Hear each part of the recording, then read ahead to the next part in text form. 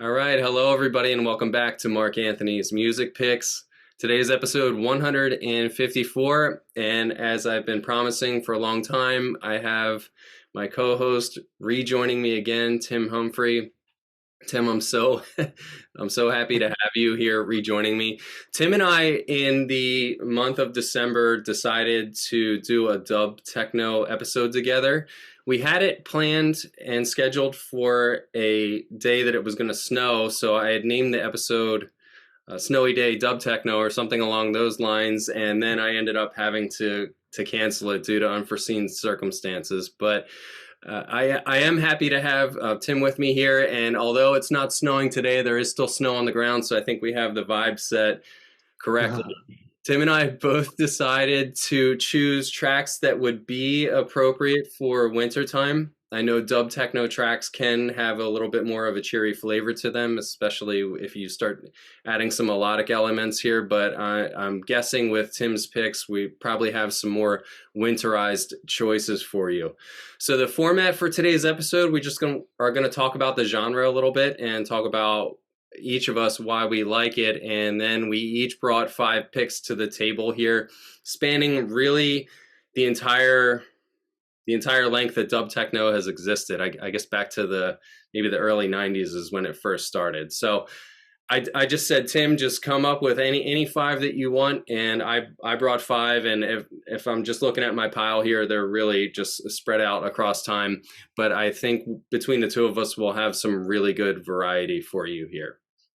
So before we get started reviewing the records, I want to hand it over to Tim and just ask Tim for Tim, what are your thoughts on the genre? How do you feel about it? And if you want to maybe talk about old dub techno versus new, you can maybe add that in too, but feel free to take that in whatever direction you would like. Yeah, thanks for having me, Mark. I really appreciate you inviting me on, and I think we have a real strong connection when it comes to the style of dub techno, and we tend to like similar variations of the genre. I think of the genre is in a good place overall.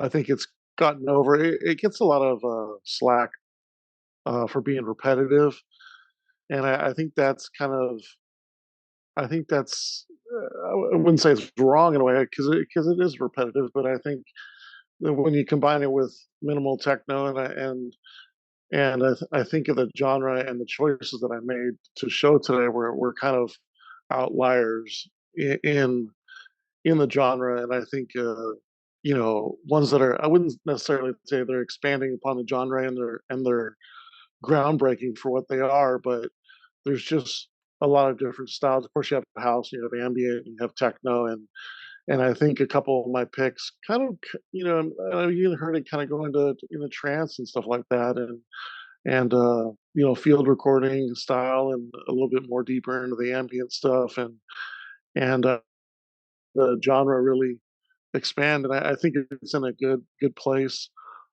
There's a lot of people doing dub techno. We talked a little bit about um, possibly, maybe a little bit of overkill when it comes to releasing it. But I think that's part of techno in general is just a lot of people are making techno, and you know, there is so much out there that it's kind of a good thing. Maybe you might not find it right away, but you might find it 5, 10, 15, 20, 25 years later and come across it. And so there's so much out there to sift through and go through. I don't think that's necessarily a bad thing. I think when it comes to expand upon the genre and it kind of pushing the limits and things like that, I think it is exciting that there's different areas in different countries now that are doing dub techno, which maybe you weren't doing them, a couple years ago, like Poland and Lithuania has come on the last 10, 15 years, and I've even heard stuff from Japan, and I think America's got their scene, and the people that are hardcore about the sound, I think, are the ones that are finding it, and I still feel like they're excited about the genre, and I think the future is certainly bright, and I think people that maybe have a negative view on it just need to understand that techno is repetitive, You know, you know what I mean? It's just I tend to like spacey music in general, and I tend to gravitate more towards the more spacey techno. But I think I think there's a lot of great dub techno that's in house music and influenced by house, and I think we're seeing that a lot more in house, and it really blend the genres, together. So I think a lot of when I look at my picks today, it's kind of the outliers within not just straight dub techno or even house techno, but a little bit more of what it's influenced and the sound that it's influenced, and again, I think it's in a great place. So, what are your thoughts? Thank you, Tim. Yeah, I would agree that modern dub techno is in a great place. I have absolutely no hesitation about picking up new dub techno vinyls. One of the things that I like about the genre is that there's these label bosses that just kind of like pop into existence for a little bit. Maybe they do 10 or 20 records, or maybe two or three, and then the label goes defunct. But it's okay, and you end up with these little time capsules, dub techno time capsules that are kind of spread out across time. And when I look at my shelf, I have a dedicated dub techno shelf. That is the one. It's one of the few genres that I still have all of my respect for. When I look at the records, I'm like, oh, this one reminds me of this when I had this house party in 2008, and we stayed up till 3 in the morning. Or this one reminds me of the day before I met my wife, or something along those lines. So there's like these little sentimental factors that are kind of like attached to these records. And if I, I'm a Discogs buyer and seller, there's a lot of records that have like not aged well. Like my old like '08, '09 minimal records, I don't even have them anymore, but I almost never sell back my dub techno. Like it really, you almost never make a mistake purchasing it. I mean, there's been a couple. I think the last mistake I made was a Porter Ricks, the Biokinetics record. That one turned out to not be for me. But I can't think of a regrettable dub techno purchase, or one that didn't align with my taste, for maybe like another year or two before that. So it's a genre that for me has really captured my heart, and there's just it is the usually the one that I can sit down and spend the most time with in the evenings when I'm like kind of like winding down my day, and it fits into that maybe 7 o'clock to midnight window, which is when I get to do a lot of my music listening. It also, conversely, in the morning, if you're maybe waking up on a Saturday and you're having coffee, you can put on something like a little bit more washy or white noisy, and accompany your kind of like morning wake up scenario with maybe the windows open, or I'm sitting out here like looking at a bird feeder right now. Like that's some old man stuff, but it just kind of mixes into my life in a way that not a lot of other genres do. So tons of respect for it. I love that there's just a never ending conveyor belt of new producers coming in and trying to leave their mark on the genre. So maybe we can talk about some of those guys today. Yeah, one of the things I was going to say is I think the recording techniques is important in the genre, and I went to recording school in 1997, and we are playing a lot with tape and tape delay, and just time, and just syncing reel to reels, and using effects boxes and things like that, and just trying to make sounds. And you'd move the tape, and it would run across the head in a different way. And I just like the use of the genre where people are really trying to use the old equipment and make new sounds out of it, and use them in different ways and stuff. So I think of all the genres, there's definitely reggae and dub in general, and techno is tied to the roots of the genre, and a big thing with that is using the older equipment in a new and exciting way, and trying to do more with little. And I think that I think of anything, the way that people try to make the music is really important for the genre. And I think when it comes to techno and dub techno and ambient stuff like that, I think it's kind of leading the way when it comes to that. It's kind of set the example for a lot of other genres to not necessarily gravitate towards new things, but see what you can do with the old things as much. Yeah. Yeah, it definitely has an authenticity and realness to it, and that's another angle that I hadn't considered. I mean, a lot of these producers like Deep Chord, for example. I don't know if Rod is still using his old raw equipment, but a lot of the sounds that he probably uses in his modern tracks were probably developed 10 or 20 years ago using the equipment that you're describing there. So it just has Yeah. yeah, it has a homemade nature to it. It's really nichey, but it's kind of funny. You can find somebody that doesn't really know much about techno and just play them a deep chord record, and they're like, you know what, man, I can see why you like to jam to this.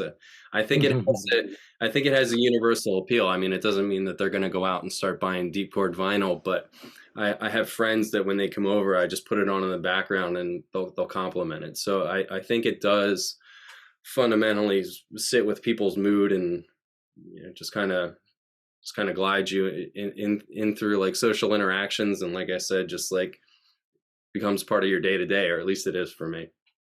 Yeah, yeah. One last thing I was going to say was, I don't think this is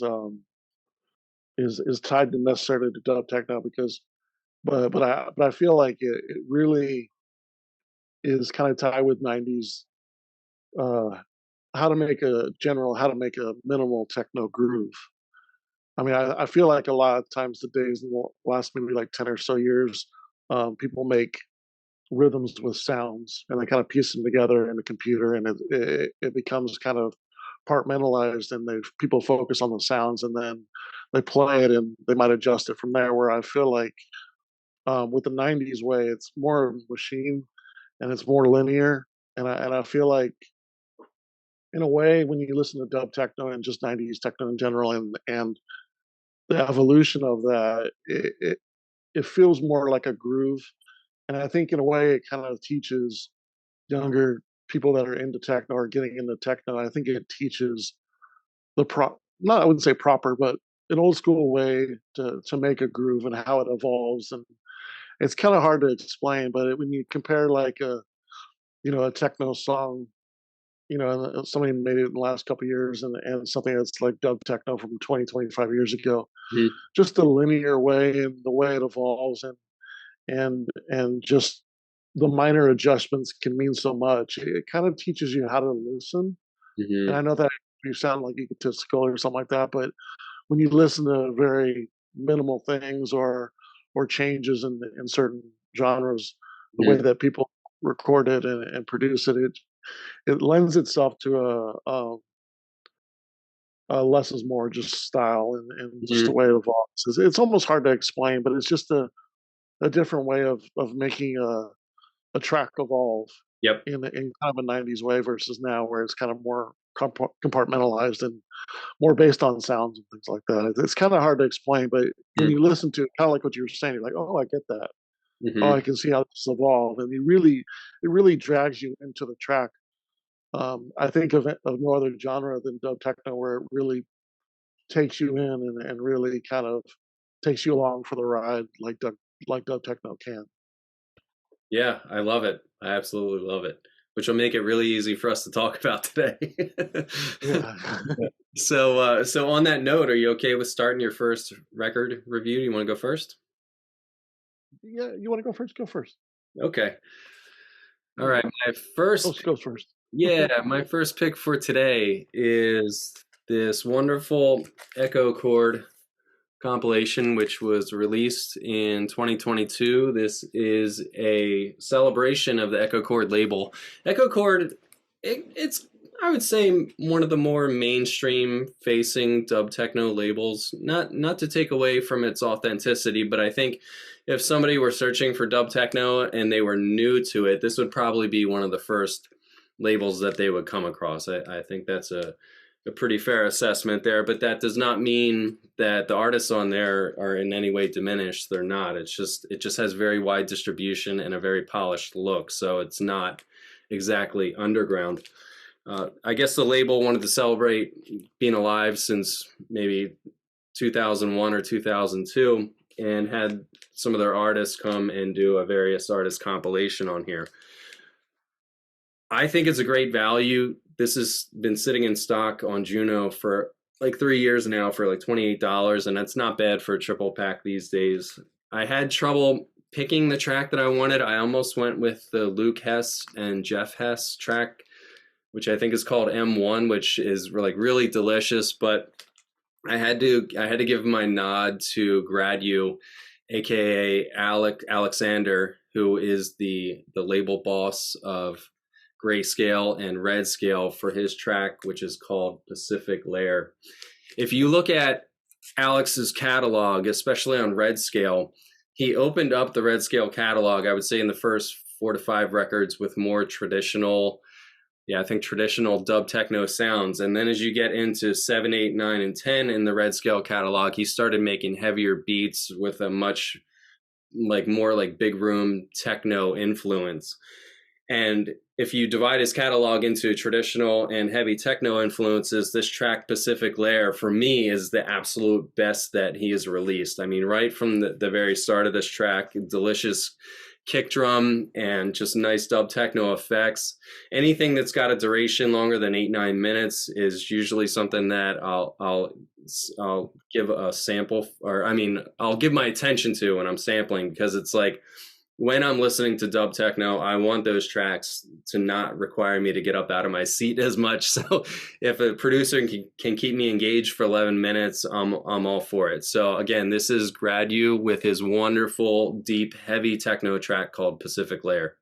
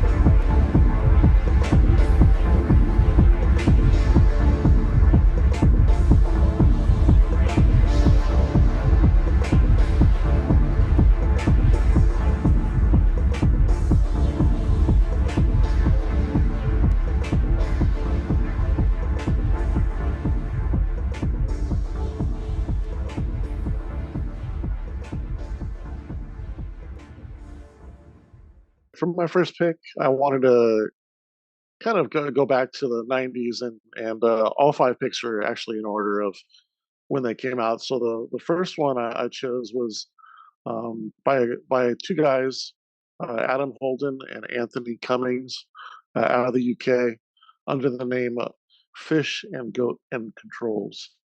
And the track is called School of Fish Dub. It actually came out in 1994. It was reissued on Partial Records, I believe, 2 years ago, and originally on Sound and Pressure Records. Back in the mid 90s, I was really into this CD compilation series called King of Dub, and I think they must have had like 10 or 12 different compilations. And this is one of the ones from one of their compilations, one of the early compilations. I think it was either the first or the second one.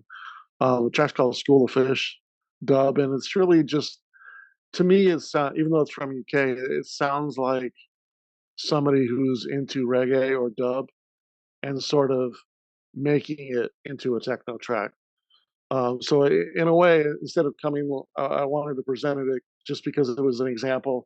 To me, it sounded like somebody who was into dub and reggae background, kind of making a dub techno track, versus usually the opposite way that, somebody like me who started in techno and then, kind of got into dub in the early 90s, would make a dub techno track from my point of view. So that's the reason why I chose this one, just to kind of give it a little bit of my choices, a little bit of background and kind of a old school flavor, and just an example of what was going on as the genres kind of worked each other out, blending. So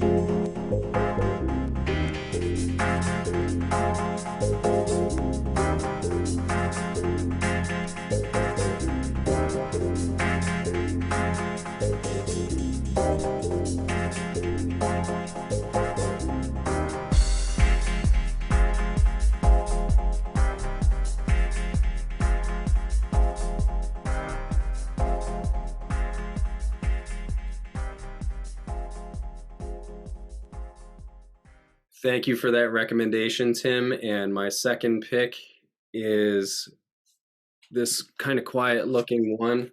This is on Meanwhile, the label Meanwhile, and the artist is called Inward Content. Inward Content is an alias for the producer that's well known as Moleo, and I believe his actual name is Samuel Van Dyke.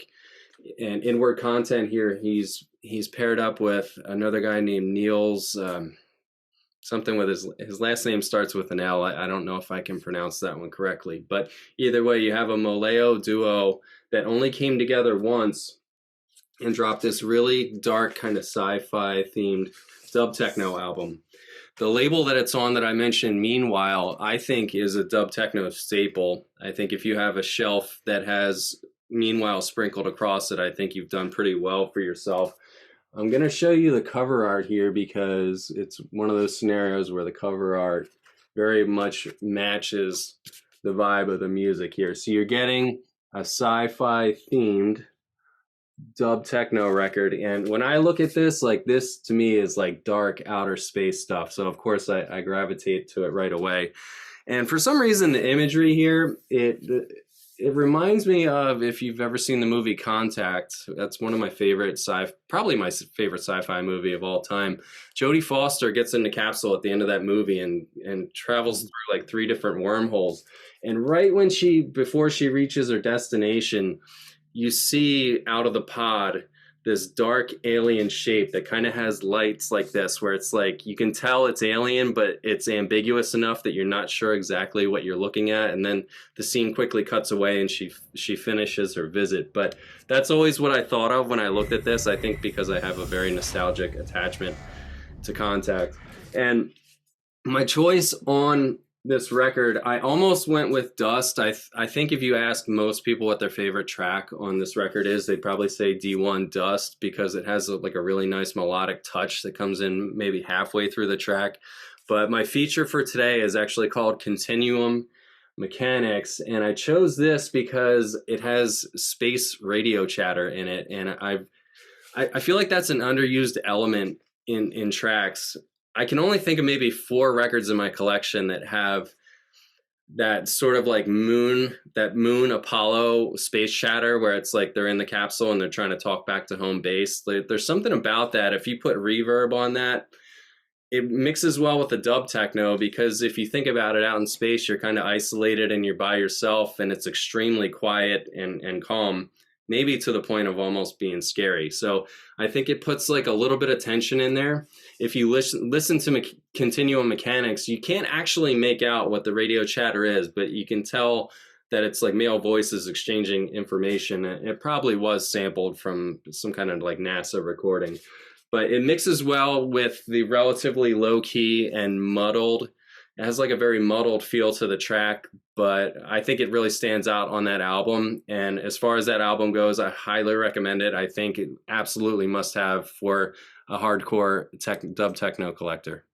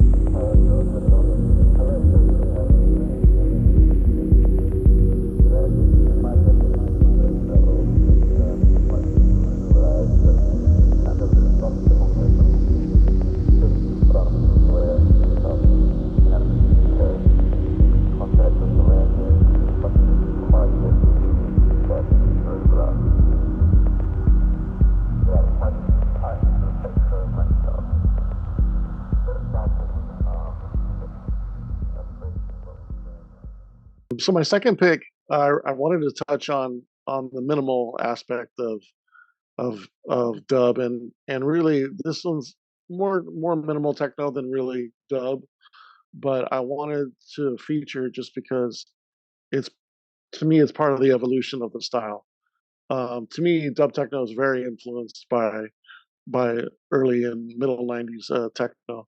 The track I wanted to talk about was called Shift, and it's by Theorem on Richie Hawtin's label, Minus label.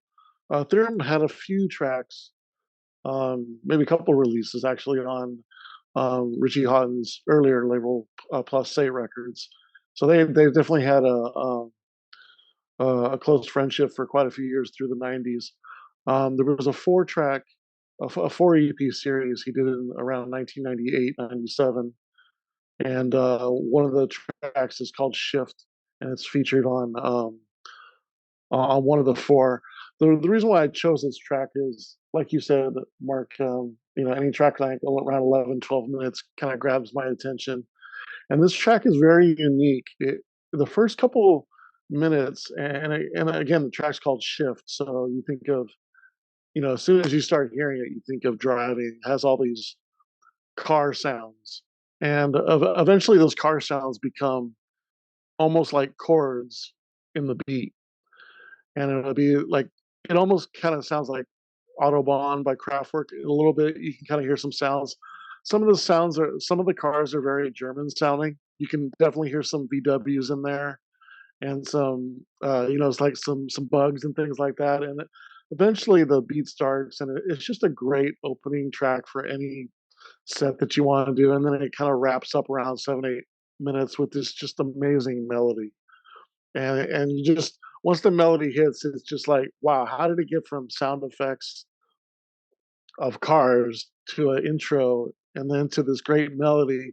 And then you really focused in on the melody, and then there's still those cars zooming around, and it just kind of creates the sound effects around, or revolved around the melody. It's just a great example of minimal techno, and it kind of ties to the dub techno experience for me in my history. So I wanted to choose that from 1998. Here's Shift from Theorem.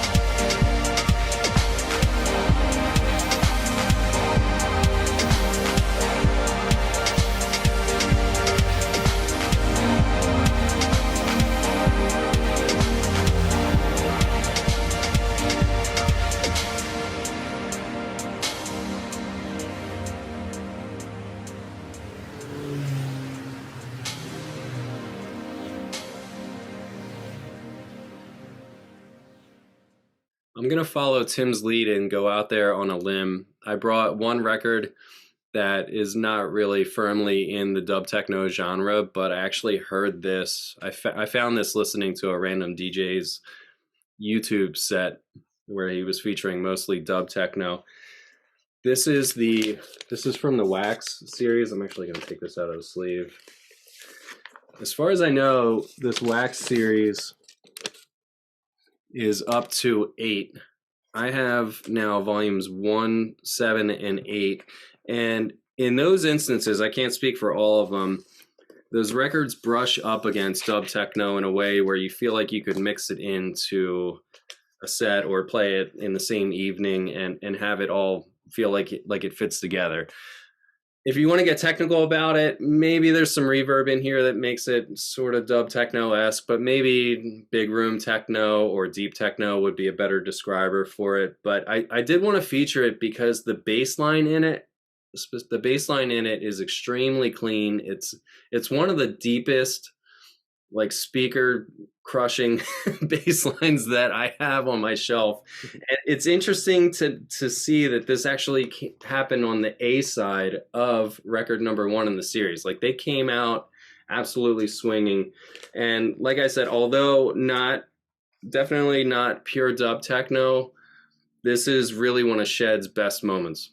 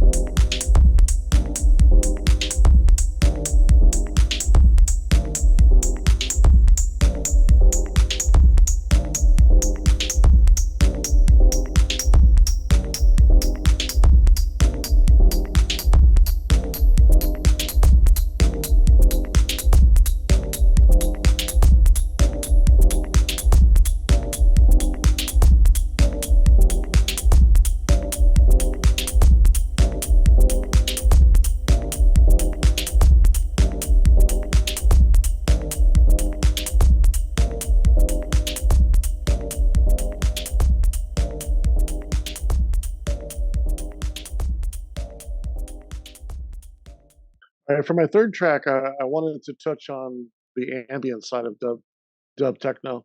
This is definitely one of my has to be one of my top 5 ambient dub tracks of all time. It's by Icelandic dub techno ambient techno artist Yagya, and the track is called Snowflake 6 from 2002, Rhythm of the Snow album on Forcing Records.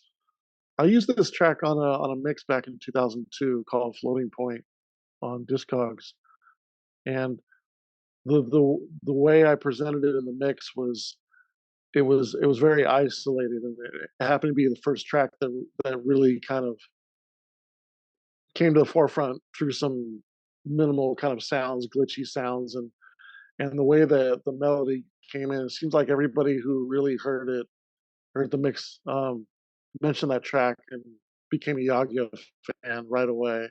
I actually got that record just based on the artwork. I was at Amoeba Records in 2002 and saw the snowflakes, on the cover, and I was like, oh, I got to try that record. And I was already in the Force Inc. at the time, and they were already kind of doing some ambient and glitch and really cool kind of dub sounds, and so it was an immediate pickup, and turned out to be probably one of the greatest dub ambient records probably of all time. And Yagya is definitely like one of the top producers in the genre as far as well respected, and it's kind of been an up and down. Some people really like his stuff. Some people don't like some of the styles that it's kind of evolved in that he's done, but I don't think anybody can say that he hasn't done some amazing work in the genre. And I think one of my favorites is Snowflake 6. So here it is.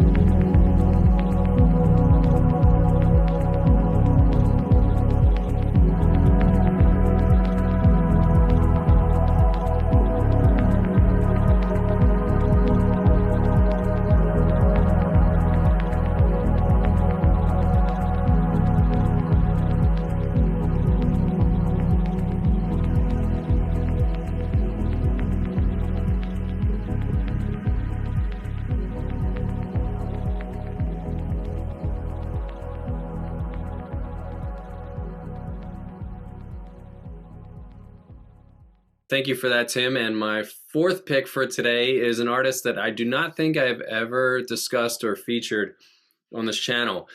I want to talk about Deadbeat. And Deadbeat's been dropping dub related releases since I think as far back as 2001. So this guy's definitely got his senior credentials.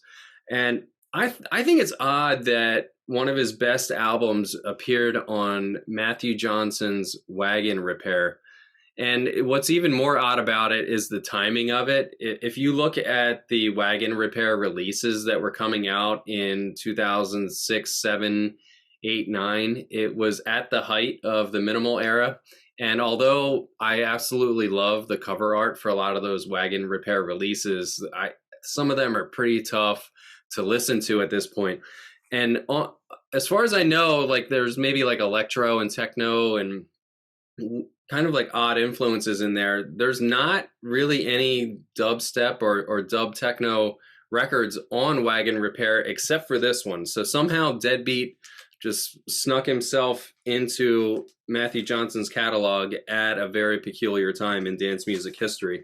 And he dropped this album here, which was a very recent acquisition for me. This is his Roots and Wire album that I picked up off of a Discogs seller that has been kind of unloading his Dub Techno collection recently. And he was a big Deadbeat fan, and I was able to get this at an affordable price and kind of took a chance on it. I took a chance on it. I mean, I've never had any bad experiences with Deadbeat, but it was almost like a blind buy because the price was so good. And I was kind of gobsmacked listening to it because the quality on this album is really, really good. I mean, the album kind of spans straight up dub. There's very hard to pin down influences that you could say there's some dub step, there's some dub techno, and I had a hard time even figuring out which track I was going to present here because there's so many juicy good ones to choose from. The first one that came to mind was the Sun People track. There's another one on the C side called Deep Structures that I almost went for, but I finally settled on the C2, which is called Night Stepper, because I thought it was a really interesting, almost dub tech house. never heard those two words before, right? Together before, dub tech house record. If you listen to this, there's just something about, you can tell that it has the dub groove, but the percussions and the way that it rolls and the way that it makes you dance is almost in line with some of the better, like more groovy tech house records that I've heard in my life. So Deadbeat, in my opinion, hit a home run with this Roots and Wire record. If you sample this and you like it, there's also a reissue that came out on another label, not Wagon Repair, that has the same cover art and the same track listing. So you kind of have two places to go and try to get this for a reasonable price. But Deadbeat, you never know what he's going to do. Always mixing weird genres. The foundation is dub, but you never know what he's going to stack on top of it. And with his track Night Stepper, really, really just did a great job.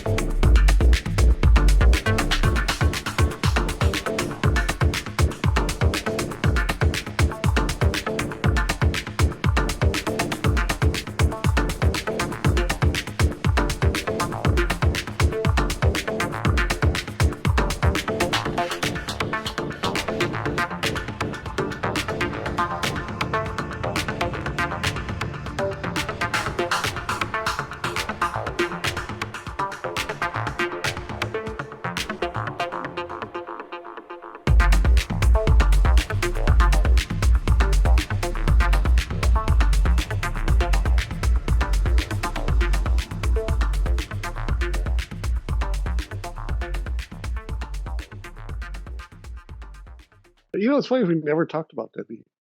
It's funny of all the I'm surprised we've never talked about him.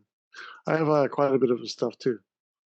Yeah, but it's funny. I got most of his stuff from like 2001 to 2007, and then I went through a phase of his stuff on his label in like I don't know, 2011 to 2014. I have like all those. Oh, okay. I didn't buy anything in the last 10 years. Yeah, I mean he has a lot of music, so Yeah. you probably don't need all of it, but you can kind of get Yeah. the albums that are in the style or in the vein that you like. Like you can get 4 minute Deadbeat tracks, or you can get 13 minute ones. So it's like you have to decide what kind of vibe you're going for. Yeah, he's a strong producer though. He's underestimated. Yeah, He always kind of surprises me, and then I always forget about his name when we talk about Dub Techno. yeah. You know, it's a good choice. Good choice. For my fourth pick, fast forward a couple more years to 2007. An artist that is considered probably a legend in anything related to techno or ambient. And his name is Wolfgang Voit. Um, also known by Gas. And I didn't get a chance to show any records, but I did by chance have some Studio One records next to me because I was doing a mix of Studio One records. So might as well show those while I'm here. But yeah, I love Wolfgang Voigt's stuff. He's a little bit more on the minimal and ambient side, than straight up dub, but he has the dub techniques down to a science. If you ever heard of it, like Life is a Gas, which is probably, if you don't know it, maybe I should have picked that track. But Life is a Gas, it's just an amazing track. Just a perfect example of him taking like a 2 bar, 14-second sample of a Roxy Music track called uh, Life is Good. Oh, I can't remember the name of it. Anyways, he takes that and makes a 14-minute echoed spacey outs track, and it's just an amazing example of the talent that he has.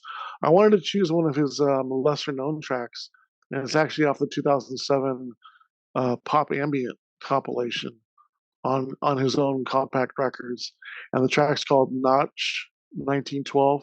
It's a it's an evolution of his earlier Gas work in the '90s that he's so famous for. A lot of people don't know this track because it was on the ambient pop compilation. So wanted to feature that as a great example of a dub style track that is ambient and minimal, and just probably my favorite track from the ambient from the pop ambient series. And here it is, Notch 1912.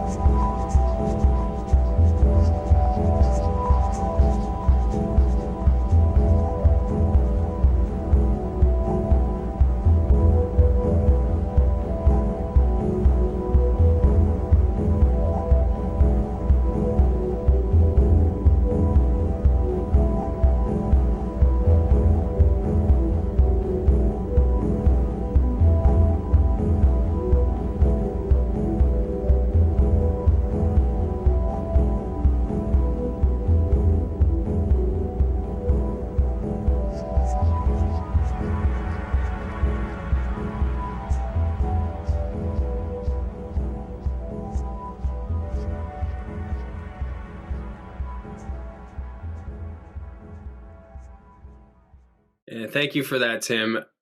I'll admit I'm a huge Gas fan. I have Konig's Forest, Na und Fern, the red one, Zauberberg. I'm probably destroying these pronunciations, right? Like you need a heavy German accent, and I'm like, hi, I'm from America. But Good job. this is why I brought you, because you have you're a little bit further back in time, and you can expose me and the viewers to other picks that we just might not know about. But I mean, I love putting on a gas record every once in a while and just you look at it and the entire record is like it has like the same pattern all the way across. No breakdowns. Just one like symmetrical spiraling pattern working in towards the middle. Yeah, Just try to get the modern EP if you don't have it. That's okay. got probably my favorite gas truck. It's called Heller. If you don't have that Okay. one, that one's probably my favorite gas song of all time. This one's close. That last one. Cool. Cool. I'll keep that in mind. And I want to start to close out the episode here. Before I do my fifth and final pick, I want to thank Tim for joining us here.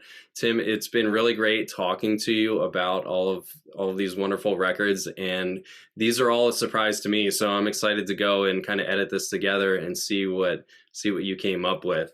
And with that, I'll go into my last pick here. At the beginning of the episode, I talked about Dub Techno having these labels that sort of pop into existence and they're around for a few years and then they just kind of go away quietly and they've left their mark on the industry. And I want to give a shout out to this one. This is the Ohm series. And the Ohm records I think are very well put together. When you unpack them, like the labels, the sound quality, there's no doubt that the label boss is really putting together a quality product there. And it's interesting, the Ohm series is now up to number 8. And if you look through them, you'll notice that there's no remixes. And as far as I can tell, no artist has been repeated yet. I didn't like really go through and double check that, but it seems like the label is just working through original tracks from as many artists as it can find. So it's a great way to not only tap into older classic dub techno artists, but learn about new artists as well.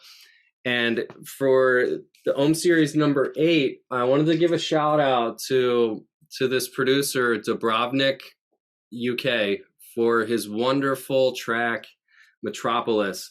I took a quick look at Chris's catalog and I believe this is his first vinyl, so he's probably really excited to have this track out here. And the reason that I bought this release is actually just specifically for his track called Metropolis. And when you drop the needle on this thing, immediately for 2 minutes, it's basically just a kick drum, a nasty bass, and some really low-key flittering elements that are just kind of like dancing around in the high frequencies. And to me, I call that like the death drum, like the like the death stomp kick drum, because I just picture myself. It's almost like I can picture myself on the dance floor, overlooking it as a DJ. And suppose the scenario is that somehow, some way, the music has stopped and I've come on and I have to play and I have to really get the room going. The track Metropolis is exactly what I would want to play. Like that's the first beat that I would want to hit to get the crowd's attention, because I think that anybody that's in that audience that's even remotely not sober is just going to go nuts when they hear that kick and bass combination. It's just that nasty.